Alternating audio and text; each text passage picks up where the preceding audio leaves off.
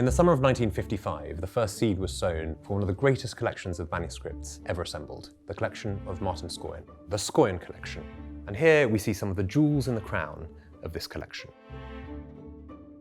One of the major highlights from the sale is this splendid Hebrew Bible from Holkham Hall, beautifully calligraphic by a known scribe, produced in Toledo in the second quarter of the 13th century, with unbelievable amounts of Masora Magna and Masora Parva, preserving the accuracy of the text, and with a proofreading colophon which tells you just how accurate this text is. This is one of the finest Sephardic codices in existence. A fascinating story can be found in this wonderful manuscript, the Lindesiana Chronicle. And what's incredibly important about it is that it contains previously unknown information about the uprising of William Wallace in 1297. We know from this manuscript, and this manuscript alone, the exact date of the uprising. That's the 3rd of May, 1297. And we see here the name of William Wallace. And what we find out as well is that he had a co-conspirator. There was a co-leader to this 1297 rebellion, and it was Richard de Lundy, Ricardus de Lundy. He's since been erased from the Scottish Chronicles because he switched sides soon after this. But this is the first time that we have those two pieces of information on this important event in Scottish history. This is a stunning manuscript of the Venerable Bede's commentary on the Gospels, written in this beautiful Caroline minuscule with various insular features, and made for the Abbey of Lochmaria in Brittany. And here we see a stunning decorative feature in a way, which shows how prized and expensive vellum was. We see here beautiful repair to a tear in the vellum, a contemporary repair, medieval repair, with silk stitching, and the scribe carefully writing around it.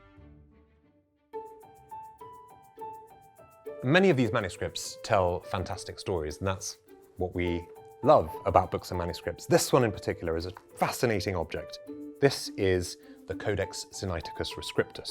In the 10th century, the famous Georgian Palestinian monk John Zosimos left the monastery of St. Saba near Jerusalem and took with him a number of manuscripts written in Christian Palestinian Aramaic. He went to the monastery of St. Catherine's at Mount Sinai, and he produced this manuscript, reusing those manuscripts in Christian Palestinian Aramaic, and this was because vellum was expensive, and wrote on top of them in his Georgian hand.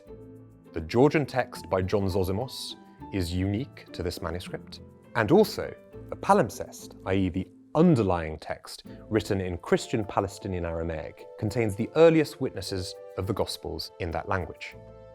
Here we have the Chronique de la Bouquechardière, beautiful 15th century illuminated manuscript produced in Paris, illuminated by an artist working in the circle of Maître François in Paris. It's a chronicle of the histories of ancient Greece and Rome. And here in this particular scene, we see this kind of swashbuckling scene of the fall of Troy with the Greeks sailing down the river here. And it shows one of the earliest representations in European art of handheld firearms. The unlucky Trojans here don't have any of those. One of the other fascinating features of the Schøyen collection is the wonderful selection of chained medieval bindings. These are monastic bindings, and these are medieval anti-theft devices. The manuscripts themselves were precious and valuable. These are just some of the highlights of one of the most important sales of manuscript that's ever come to market.